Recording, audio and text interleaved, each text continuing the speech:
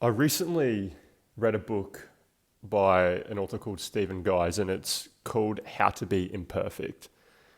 And that book really stood out to me because a lot of us were controlled by the notion of being perfect and striving for perfectionism. And perfectionism is something that holds a lot of us back in a variety of aspects.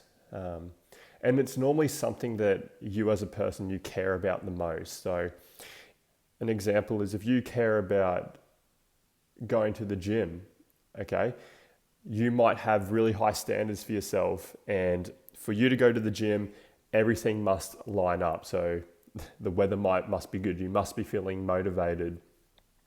You must have energy. It must be at this certain time of the morning. All these things need to line up and be perfect for you to want to step forward into that gym. Okay, so the notion of this book that I read and a key point that stood out to me is to, it sounds counterintuitive, but to lower your standards. So for you to have success, your new point of success is, okay, I'm just going to stand foot in that gym, or I'm just going to do one push up today. Just lowering that entry point to success, okay, takes away the idea of chasing perfectionism. And I don't know if I'm explaining that too well. I'll try giving another example.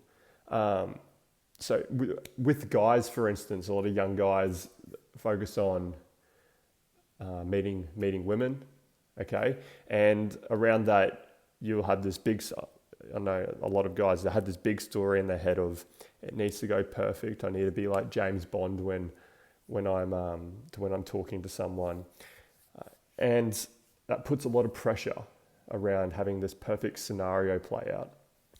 So a strategy to reduce that notion of perfectionism is just set the standard of, okay, I'm just going to say hi, and that's my entry point.